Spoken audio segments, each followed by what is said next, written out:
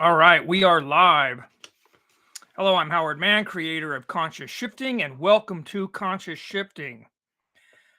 Before we get started, a quick warning and disclaimer. Conscious shifting and all known side effects will improve your physical, mental, and spiritual health while creating the ideal environment for spiritual awakening, helping you live the life of your dreams, and influencing the world in a positive way. So, if that's something that interests you, you can join our Facebook page or follow us, subscribe on YouTube, and then join us here Wednesday nights, 6 p.m. California time for Conscious Shifting. If you do have a question during the week or during the live, place it in any comment box on any of our thought-provoking posts, videos, or lives, and we'll respond from a spiritual perspective. All right, let's go ahead and get started. Everybody take a deep breath way down below the belly button and relax. And another big deep breath and relax. And one more time, big deep breath and relax. All right, so let's see who we have in here so far. I see Kim and Cheryl, love, laugh, and be happy in the house. I see Kathy. Awesome. All right, let's go ahead and get started. Tonight's topic is karma. And this is a huge topic. I mean, I could go on for multiple lives talking about karma, but I'll try and cram as much as I can in to this one. But first off, is that karma has kind of become a religion.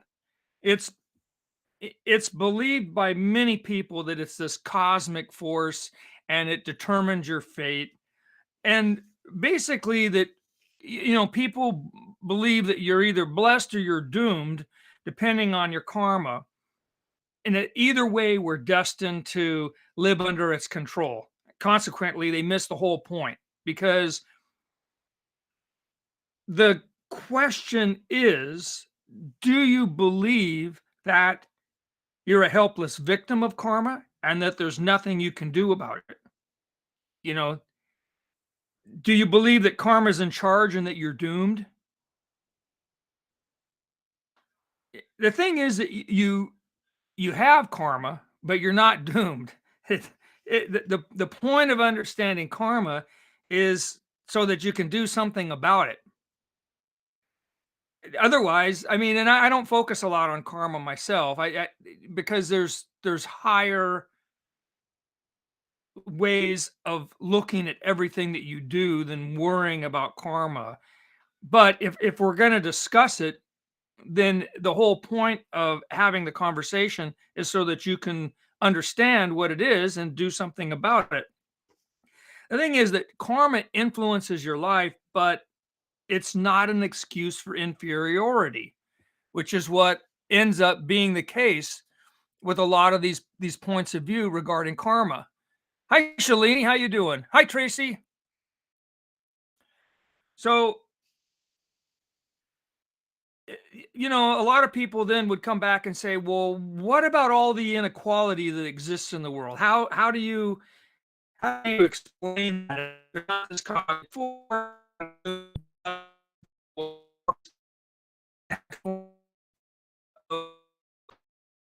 And the fact of the matter is, there's a lot of inequality that can't be denied.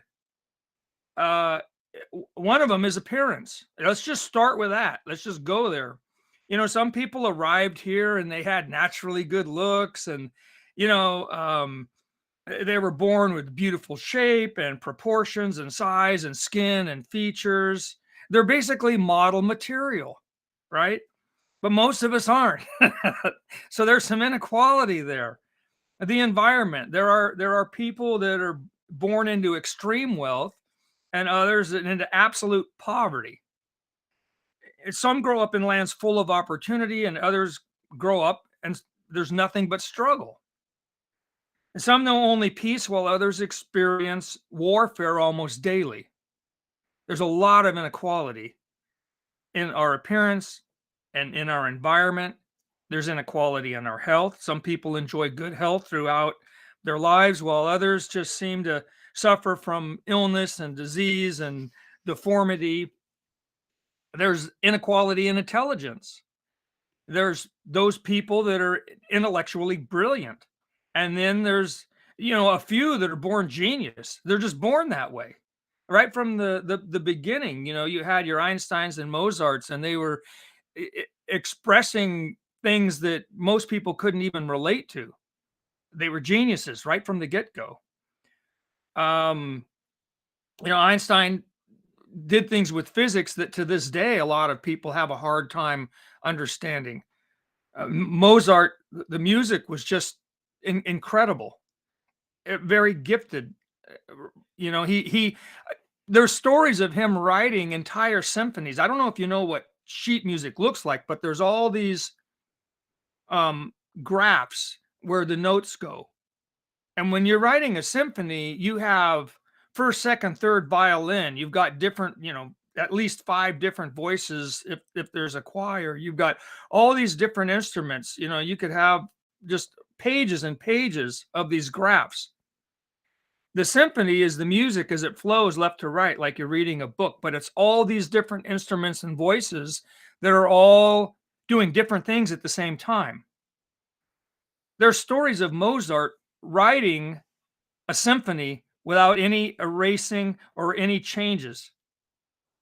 That's it's so hard to comprehend that he literally had to be able to hear the entire symphony, all the instruments, all the voices, everything all at once, and write them all at once, left to right. And most people can't comprehend that. Most people have difficulty learning to play one instrument or just sing a song. Then there's temperament. Some people, they're really calm, and then there's others that are always keyed up. Some demonstrate these saint-like qualities, and then there's others that are just criminals. So there's no doubt that inequality exists, but why? And that's what we'll get into a little bit here. Let me check for questions. Make sure I haven't missed anybody. Hi, Susan. Hi, Marshall. Do you like this? Good.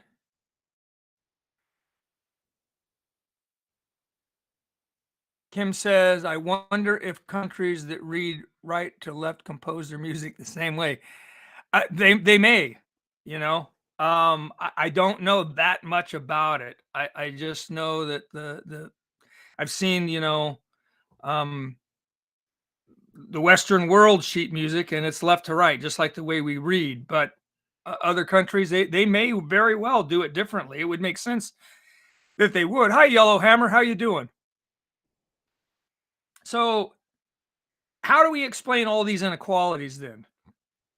Science chimes in and tells us that there's some contributing factors to all of this inequality. Hi, Ray, how's it going? Oh, awesome. So, hey, mom and dad, how you doing? Science tells us that, for example, one thing that would explain inequality is our genes or our DNA, and that this explains the family traits. We inherit DNA from our parents, but the thing is that some of the family traits occur most of the time, while other traits are only occasionally activated. And most of the family, for example, could have blonde hair and blue eyes, but not everybody. So why is that? If they all got the same DNA, why is that? Science tells you that DNA is the determining factor, and yet even in that, there seems to be some discrepancy. Maybe you could say, well, with this DNA, you're more predisposed to these certain things, these certain characteristics that genes express, but what activates that expression? Genealogy leaves a lot of traits completely unexplained, especially when you start getting into behavioral. Because if all of this could be explained just by genes and DNA, then you could just look at that and understand everything in the world, and there'd be no deviation from it. And yet, that's not even close to the way things actually work. They also tell you that the environment is responsible for a lot of these contributing factors.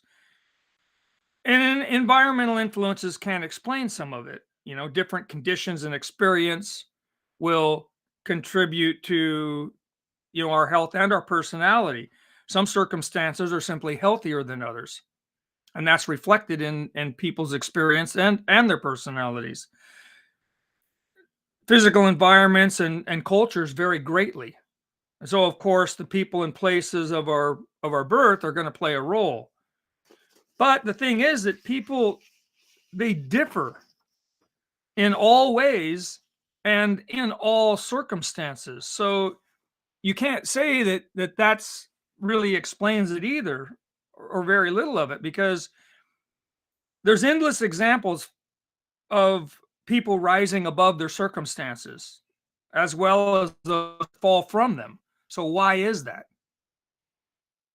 Again, the environment might contribute, but it's not really answering these inequalities.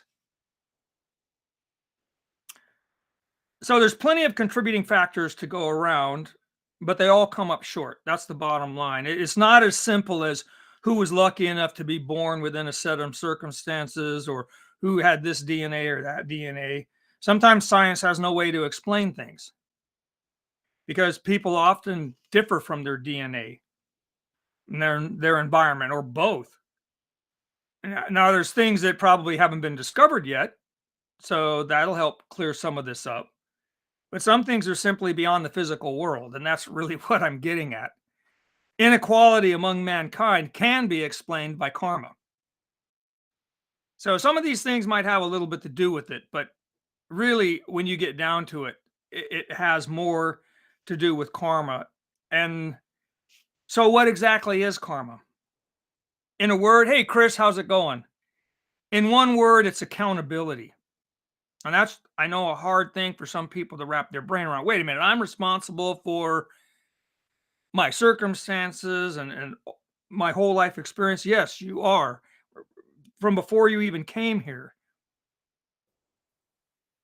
But that doesn't mean that you're a helpless victim of it either. There's a consequence to free will, and every action creates a reaction.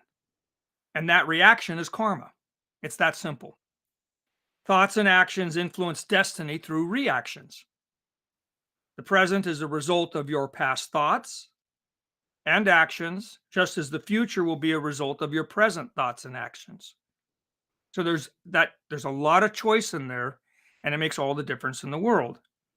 What you do in this moment is most important, because in this moment you have choice, and it's the only moment in which you have choice.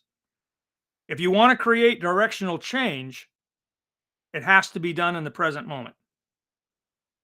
The interesting thing about it, it has energetically the ability to go back into the past and into the future and heal those timelines.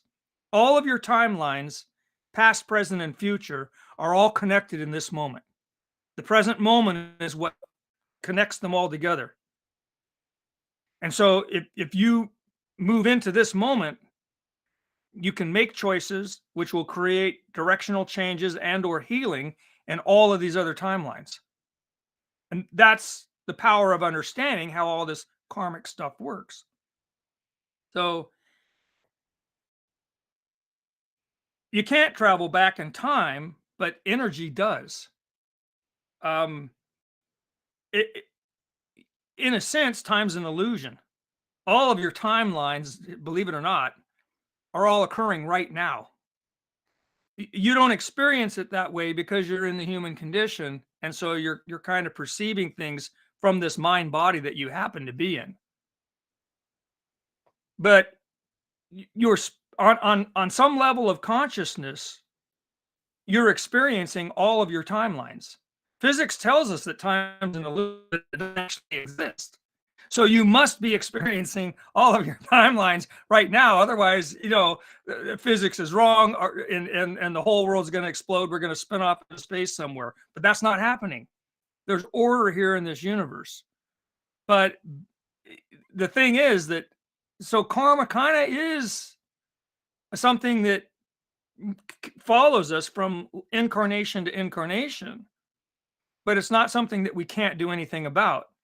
In fact, most of it's something we've created with the choices that we've made in our various incarnations. And so if we want to create directional change in any of our timelines, then we need to choose to think different thoughts, to speak different words, and to do different actions than we've been doing. Hi, Katja. Awesome. All right, so it's your free will that in other words, it's your free will that basically created the majority of your karma in the first place. Some of it, granted, it's been subconscious programs that have been handed down from generation to generation, but regardless, right now in this moment, you can choose, and so you have the power to alter your past and future.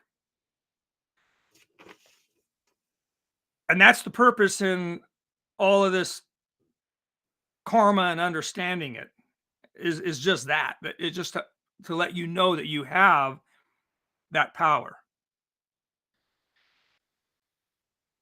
Karma in a way is what you need to go through in order for your higher self to emerge, because since it's a reaction to our thoughts, words, and actions, then our current level of consciousness is manifesting into this physical world. And that's what's created the reaction of that is what's creating the karma.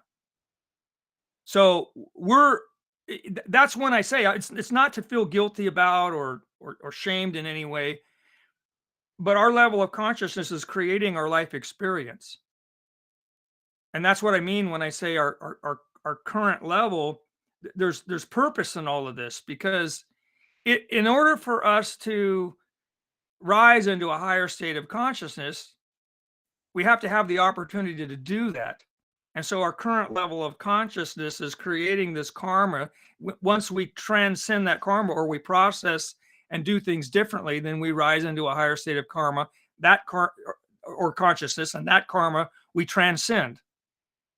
And so there's this process of moving into higher and higher and higher states of consciousness until eventually we can express ourselves completely, not through false beliefs and misperceptions, but as we exist, a spiritual being. When we can do that, all this stuff that we would call bad karma is not going to exist anymore. In fact, because collectively we create this physical reality, when the more people that start to become spiritually awakened, the higher the collective reality is going to be, and therefore the physical reality that we're creating is going to keep getting better, in a sense, better and better and better and better. It's going to become more like heaven on earth, because we're going to be less identified as physical beings and more identified as spiritual beings. So the only thing we can create then is something from that level of consciousness. You follow that? I know this is a lot. I could write a whole series of books just on this one topic, but I'm trying to cram it in. So if I lose you anywhere, just pop a question in, and we'll take it as far as we can.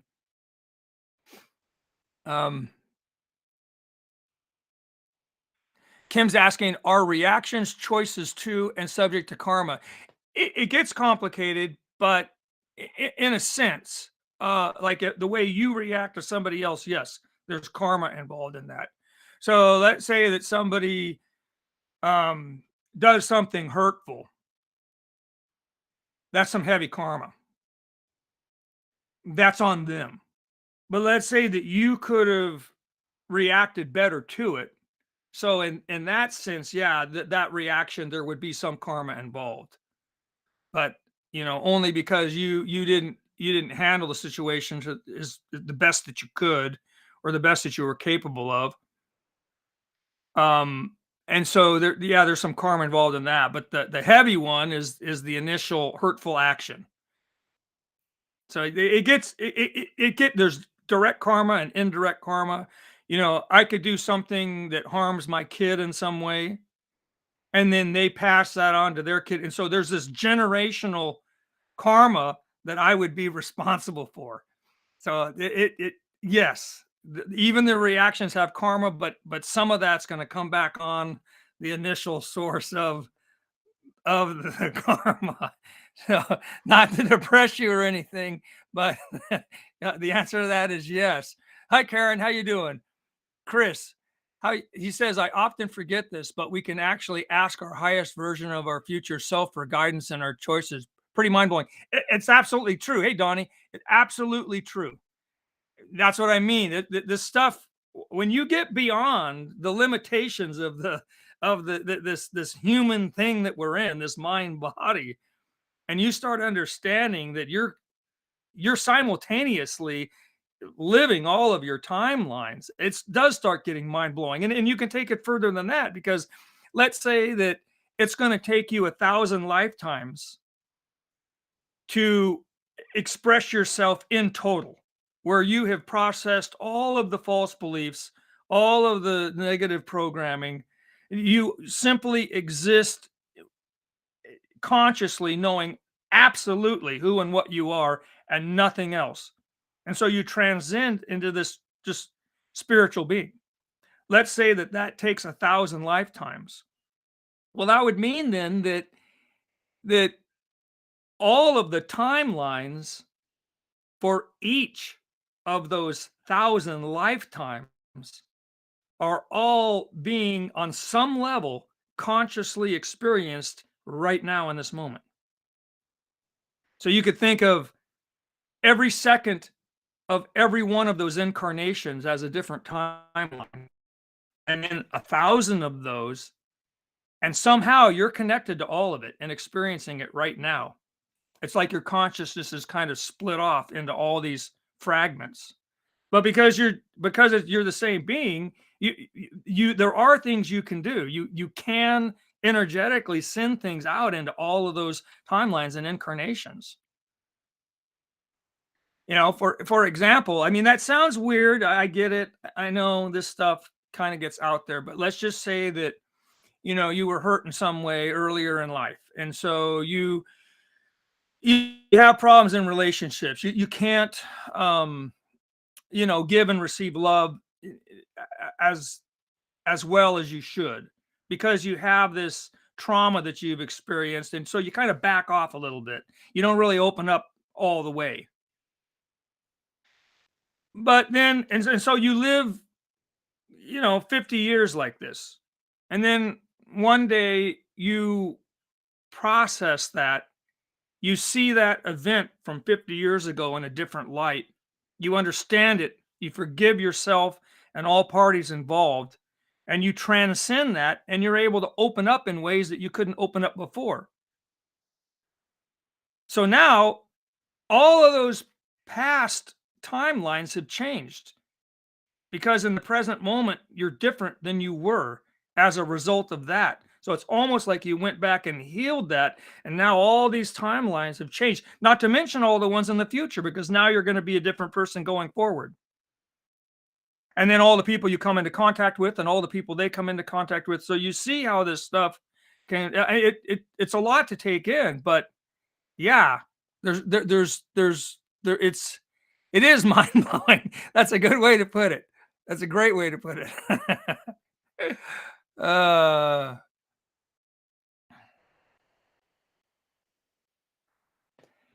all right. So one thing you can do, Well, understand that karma is not permanent either. That's just like that last example. You do change, you grow. Life is a process of shifting into higher and higher states of consciousness. In other words, returning back to your pure essence, not with all your limitations that you've accumulated, your life's baggage. It's about getting rid of all that stuff. And then when you get rid of all the stuff that isn't you, the only thing that's left is that which is you, which is a spiritual being. So that's what life's about. So this karma stuff is not permanent. It's just consequences and accountability and things that we need to work through, inner work that we need to do to undo the parts of us that are false. And if you have enough good karma, you're going to start changing the bad, and eventually the whole paradigm is going to shift. So you create your karma, and therefore you can change it. But not believing that you have that power is not the same as not having that power.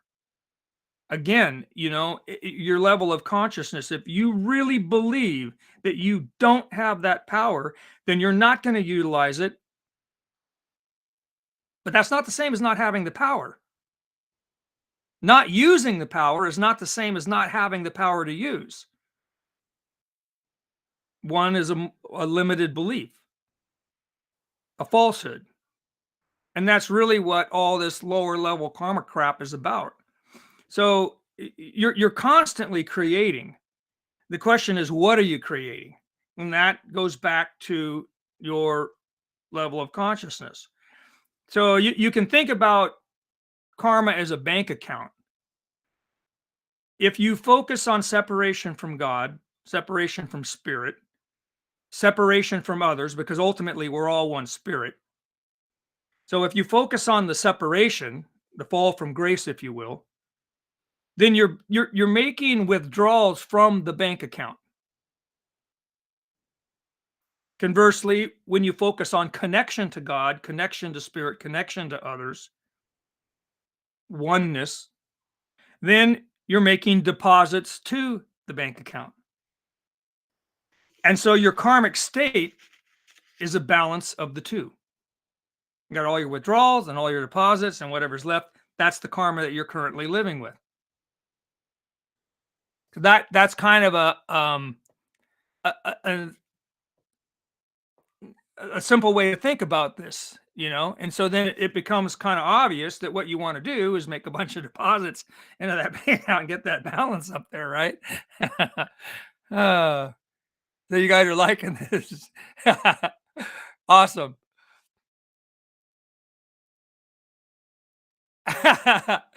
Awesome.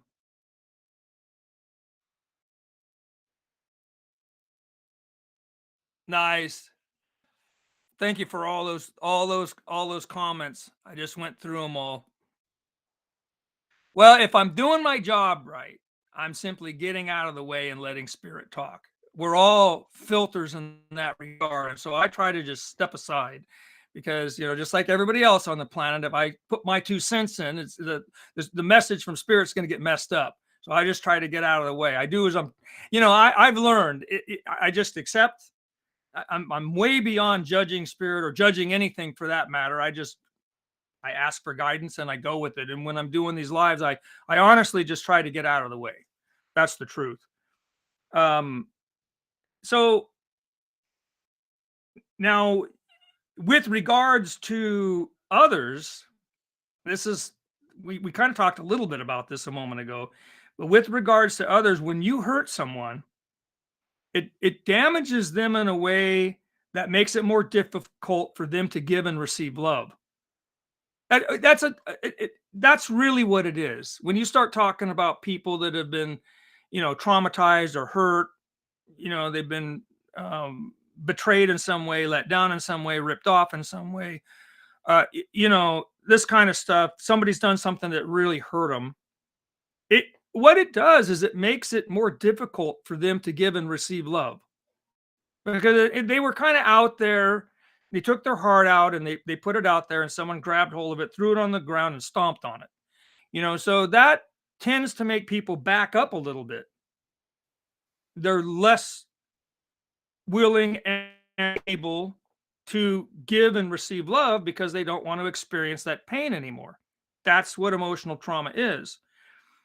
But if you want to take it a step further, you look at the bigger picture, it makes it more difficult for them to connect with spirit. If you want to think about unconditional love as a level of consciousness, it is the supreme level of consciousness. It's the consciousness of God. So, to the extent that you've hurt somebody and now they're less able to give and receive that which they are and experience that with, from the human perspective, a different soul who is also that spirit, you're it's not just emotional trauma anymore. Now it's spiritual trauma, and that's some heavy karma. That's some heavy karma. And that heavy karma would be on you if you did that to somebody. So now you're starting to understand where some of this stuff comes from that we experience in life. Because in where we've hurt people in the past, we're that karma's on us. And so it manifests in a variety of ways. Anything that you harbor in here is going to fester. Some of this stuff is on a subconscious level. You may not even be aware of it. It may be so ingrained, or you've had it for so long that you just accept it as reality. You accept it as part of your being, instead of understanding that it's just a falsehood that you've adopted, and therefore you're living a false reality, and that's why all this stuff is so messed up. So it's things that, ways of thinking, that you do over and over and over and over.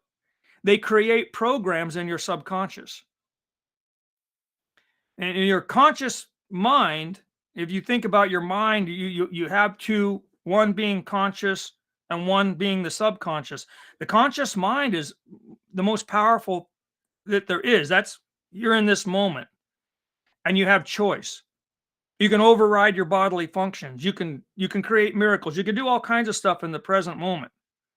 But the conscious mind, because it's live time and it's processing all of this, isn't really good at doing more than one thing at a time. And that's where the subconscious comes in. Whatever the conscious mind is not focused on, the subconscious is handling. Not consciously. It's not like there's anybody in there. It's based on programs, stored energetic commands and programs that manifest this reality. So that's why and that's based on beliefs. What you believe gets stored as energetic commands in your subconscious, and the subconscious is running the majority of what's going on around you. It's like this energetic field that influences other energy, and this energy interacting with energy is what's creating this reality, attracting things into your life.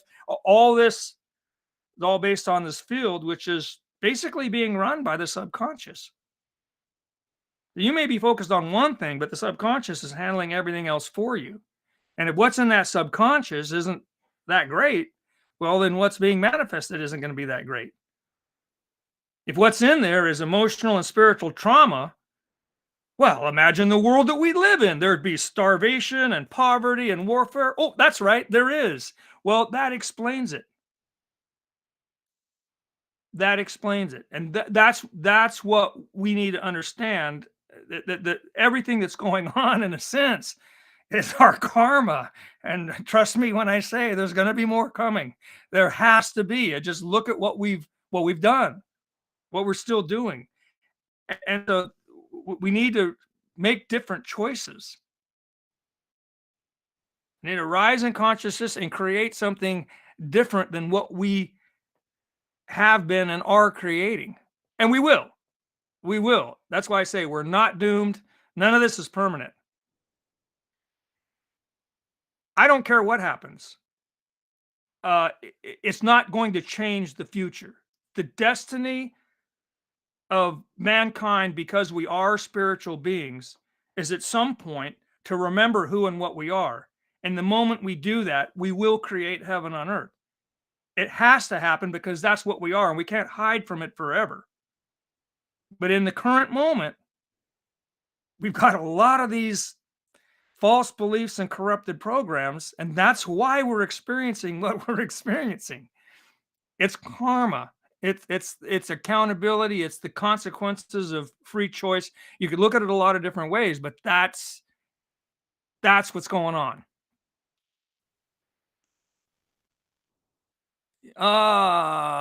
Kim says, "Do you think that since women's roles are multitasking, that we have a harder time with it?" Yeah, yeah, I would say so. There's some people that seem to do okay with multitasking, but it's only because they're able to very rapidly jump from consciously being focused on one thing to consciously being focused on another thing. Um, I tend to blow it. If I try and do 10 things at once, I'm probably going to mess all 10 of them up, in some way. If I focus on one thing, oh man, I can be a perfectionist. But a lot of that multitasking thing too is that subconscious I was talking about. Let's say that you've vacuumed the rug so many times. um you can completely be thinking about something else while you're vacuuming the rug. So you kind of have this vacuuming the rug program in your subconscious, and it just kind of happens while you're thinking about what you're going to make for dinner and picking the kids up from school and whatever else you got going on. So you know but if that subconscious program for vacuuming was messed up in some way, where you just blew dust all over the house and ran the vacuum into the glass cabinet and, sucked up the cat or something like this, then it would be a problem. So your subconscious, as long as the information that's in there is good, then that's what's going to happen. The problem with the world is that a lot of the programs we run, a lot of what's in our subconscious are messed up. They're corrupted programs. The metaphor of the vacuum cleaner and dust shooting everywhere and vacuuming up the cat, it's kind of what we're doing on a planetary scale, because what we have in here and down in the subconscious is so messed up, and we're interacting with a bunch of other people that have messed up subconsciouses, and well, this is what we get. But yeah, I would say that the more multitasking you do, the more difficult time you're going to have with clear thought and a state of peace, which is your natural state. Your natural state is one of total peace and mental clarity. So to the extent that you don't have that, then that tells you something, doesn't it? uh, Hi, Shelby.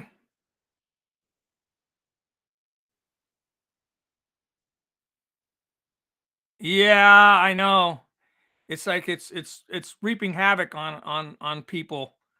And there's this long-term side effects of it that, catching it again, catching other variants, catching other diseases, the immune system being down, chronic fatigue, brain fog. There's a lot of things that people are suffering long term as a result of it.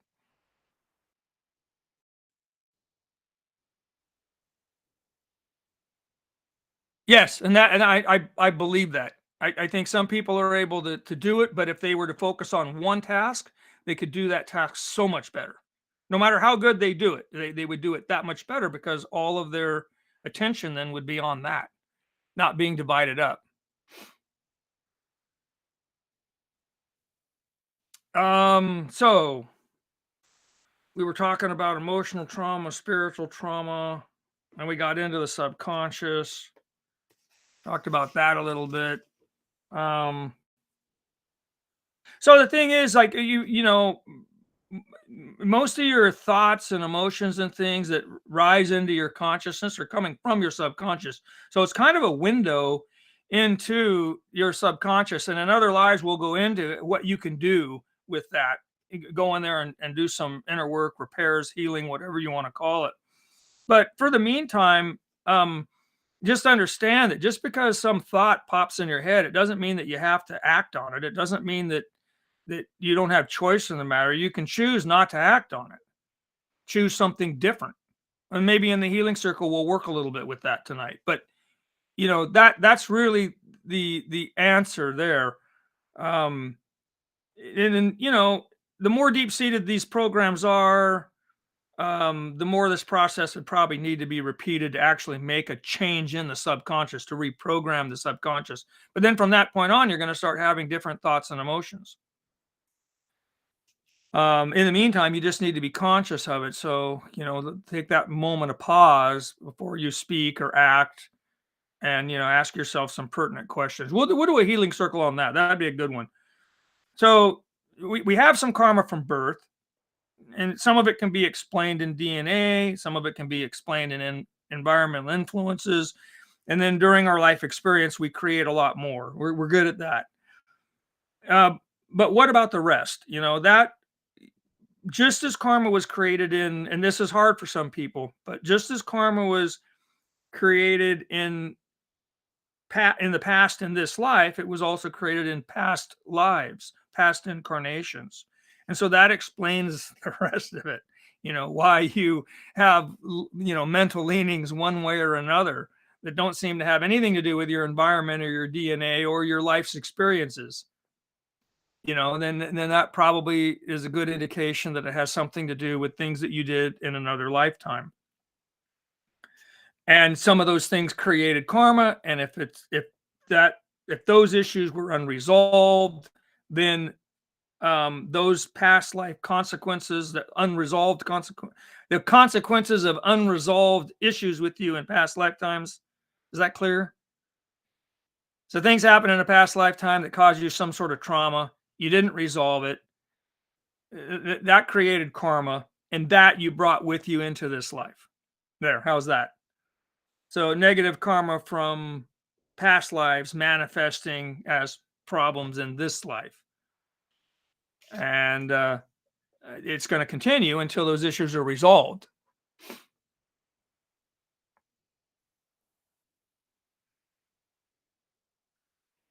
Oops. Let me go back to where.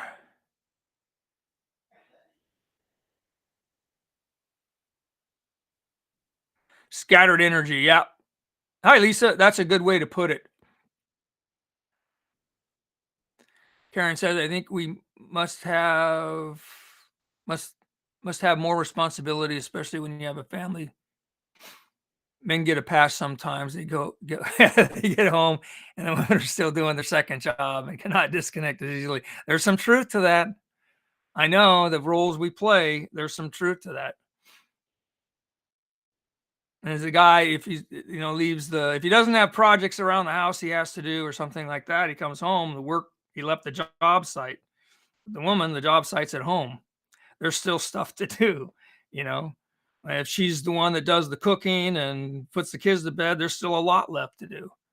But yeah, guys, you can help with that, You don't have to just sit back and watch it all go down.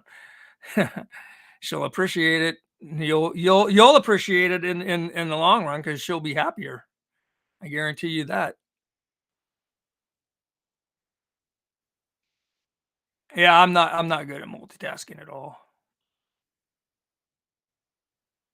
Good. That's awesome. That's awesome, Shelby. Different consciousness about it. There's a consciousness to money, believe it or not.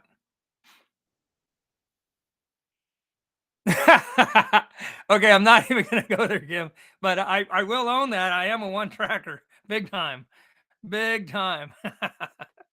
All right, so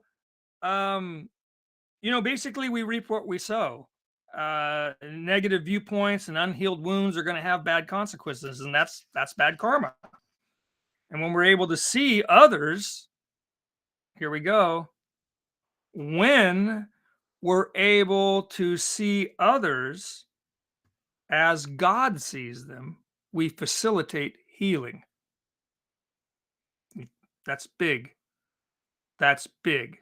I just gave you a big hint about, remember those choices when those thoughts and emotions come up, which ones to choose and which ones to look for something else. If you're even if you're being confused, you can say you can do a little prayer in that moment. Take that pause before you open your mouth, before you do something or say something. You hear your ego in there, something negative. Oh, that person's a whatever, or this is this. Just stop, pause. If you don't see it clearly, then ask for guidance. God, how would you have me see this situation? How would you how would you have me see this person? Because when we're able to see others as God sees them, not that I'm trying to personalize God. There's one spirit and we're all part of it. But understanding that God is supreme consciousness. All right. So when we're able to see others as God sees them, we facilitate healing. Because what needs to be healed is that belief that separation occurred in the first place. If you think about that, everything in the world that's not good, all evil that exists in the world, all of it, can only exist when we accept the reality in which we're separate from each other. Because if we saw each other as one, all that nonsense would stop. And that's the way God sees it. Because ultimately, there is just one spirit and we're all part of it. Everything else is a lie. And it causes a lot of problems. So, to the extent that we see spiritual essence in others, here's another big one. To the extent that we see spiritual essence in others, we see it within ourselves. And to the extent that we don't, we don't. So, again, back to that oneness consciousness. So, to the extent that we see the spiritual essence in others, we see it within ourselves. And to that extent, we are forever healed. It's one less thing that we have to deal with. Because you'll find that there's lots of levels of this and lots of, oh, I can see it in this situation, but not this situation. You need to learn to see it in all situations and in all people. No exceptions. No exceptions. No, but what? Nope. Now, there are people that do hurtful things, and that's, it doesn't mean that you condone hurtful behavior. But it's not their spiritual essence that's doing it. It's their emotional and spiritual trauma that's being projected, their pain being projected out onto the world. You can think of it this way. You're either projecting love or you're crying out for it. One or the other. I know I hate to sound dualistic because I talk about oneness all the time. But that unconditional love is oneness consciousness. And so if you're projecting that, there's nothing else. You have just transcended duality. You've just transcended karma, ego, yin yang. You just transcended all of it. To the extent that you can't do that, then yeah. And this is the result. This is what we experience. But to the extent you can, that negative energy is going to be released, and there's going to be a healing that takes place. And what you can do, if there's something that you can do in a moment or say in a moment to extend a hand to somebody else, to show them the love, to let them experience more of it than they were, then you're really onto something. Because that's how we're going to create heaven on earth. Literally walking each other home. So it's like turning on a light for people that are full of darkness, pulling them out of that darkness. Anyway,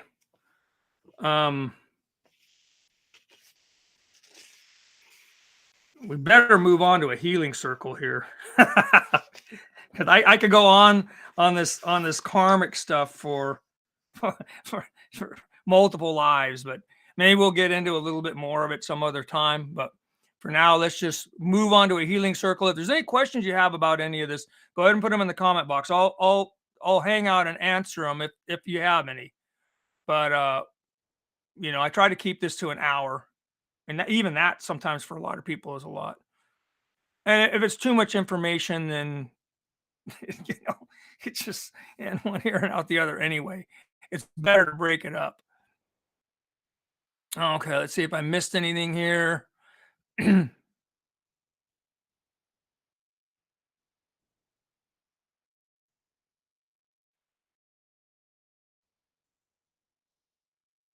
Yeah, we do. We do. And that's another sign of spiritual awakening. You start to experience other people's pain. It's called empathy. And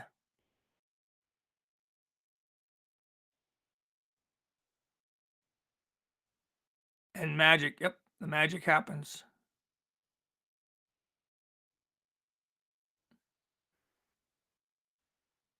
No, everybody has their journey, and you just have to give them their space and do what you can to, hold presence for them.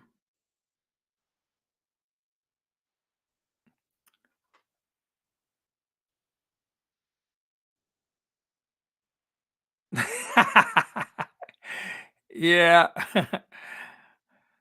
triggered in a good way. That is true. It is. It's their trauma. That's what you need to understand. It's their pain being projected. It's not at you personally. It's not. And it's not them. That's what I mean. It's seeing them the way God sees them. If you see their spiritual essence, if you see through the pain, you see through the trauma that they've experienced into their essence, then you'll know that that is not what's saying and doing what they're saying and doing. It's their pain that's filtering their light, blocking it. And that pain is what's being projected. And so it really isn't about you. It's about their pain. Now you can be triggered by that, which means that you have similar pain that's resonating with that pain. And there's a lot of that going on in the world too. But that's what I mean by earlier when we were talking about reactions. You don't have to react that way. How somebody behaves is their karma. How you respond is yours. Look at it that way. Okay, so let me get this other banner up here and we'll start the healing circle. There we go. All right, so everybody gather around, join hands, form a circle and join hands. Nice, comfortable, upright position. Eyes and mouths gently closed. Everyone in. Everyone in. Okay, eyes and mouths gently closed. Breathing through the nose down to an area just below the belly button. And then exhale back out through the nose. So a nice deep breath. Breathe in the peace. And exhale all tension. Breathe in the healing energy. And exhale all disease. And breathe in peace. And exhale all troublesome thoughts, all tension, all stress, all dark energies, all negativity, anything that doesn't serve you, just let it go right on out with the breath. And continue with that breathing on your own. Nice deep breathing. If it starts to slow down, that's fine. Let it. Don't force anything. Just let the process occur. You'll find your breathing slowing down. You'll find your body slowing down. And then your mind will start to slow down. So just settle into the relaxation. Let it happen. Again, inhaling peace and exhaling all tension. Okay, so we were talking about karma. So before you speak, before you act, ask yourself these questions. Take a pause, hit the pause button, and ask yourself these questions. Is it necessary? Because if it's not necessary, then it's a waste of energy. Ask if it's an improvement. Because if not, then there's no point in it whatsoever. Ask if it feels right, moving deeper inward. Because if not, it's a distraction to the truth.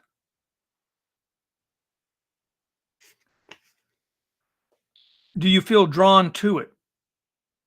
Because spirit will guide you. You will naturally gravitate towards spirit. It's what we're here, it's what we're looking for constantly. Is it comforting? Because if it's not, then it's insulting your soul. And take note of that. Don't let yourself get pulled into things that insult your soul. Nothing good is going to come from it. It's more bad karma. There's already enough of that. So again, you can ask yourself, is it how you want life to be? Is it moving you in that direction? Because if it's not, then it's not in alignment. Those thoughts, those words, those actions that you're getting ready are not in alignment with your higher self. So again, then that would be an opportunity to look for something else to say or think or do. Yeah, if the thing is that if you can answer yes to all these questions, is it necessary? Is it an improvement? Does it feel right? Do you feel drawn towards it? Is it comforting? Is it more how you desire life to be? If you can answer yes to all of those questions, then the karma is going to be positive.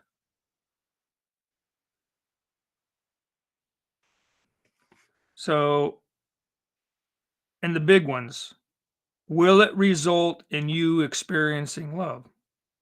Because if not, avoid its karma. Is it for the greater good?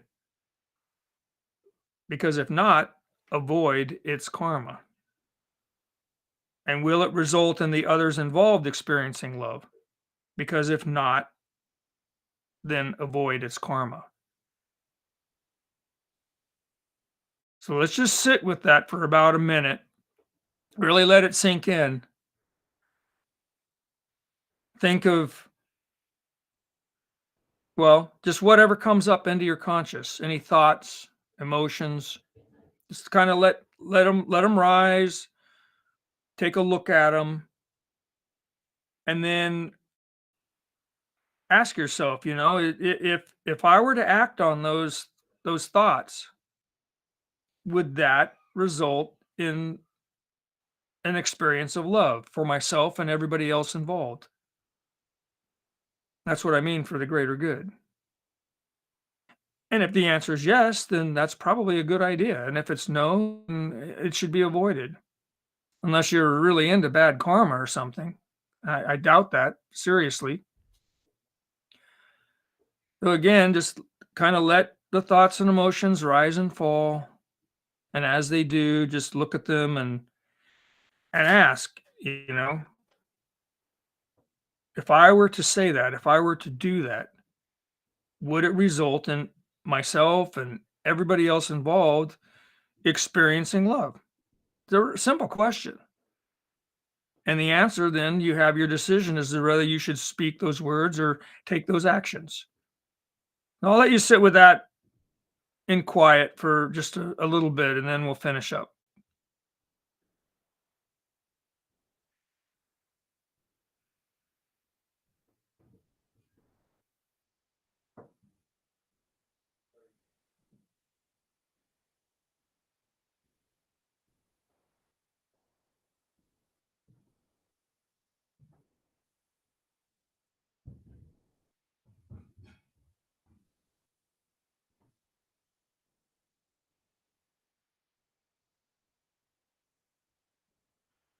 Okay. Before we close, that unconditional love, that state of consciousness, where no evil, no negativity, no disease, no troublesome thoughts, no stress, no anxiety, no depression, none of that exists in unconditional love. So let's hold that vibe and then project that out to the entire planet and everyone on it.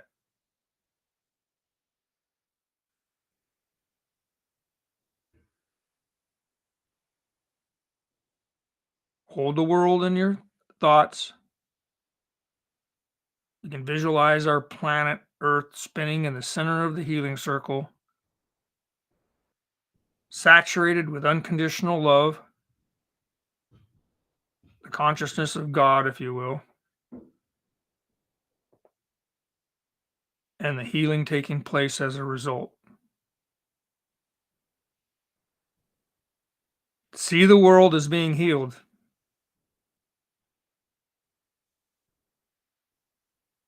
Visualize life on earth as heaven on earth. And then hold that level of consciousness so that that's what you live, that's the influence you have on the collective, and that's what you project. That's what you manifest. That's your contribution. And so it is. All right, slowly open your eyes. If there's any last minute questions, I'll answer them. Hi, Lorene. Hi, Anna.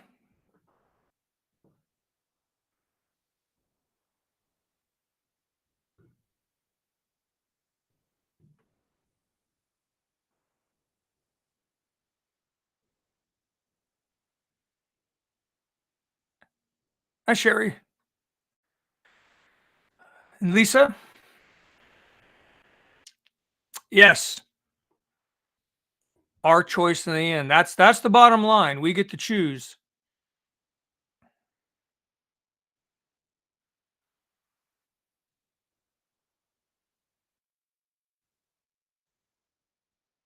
Kim says, a thought that came to me was when we bless others, we also bless ourselves. What a beautiful thought, just saying.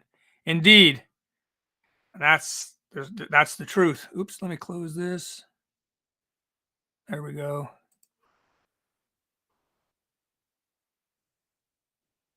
Yeah, the replay will be up. We're also on YouTube now. If you ever have a problem with us on Facebook, just go to the YouTube channel, the same thing, Conscious Shifting.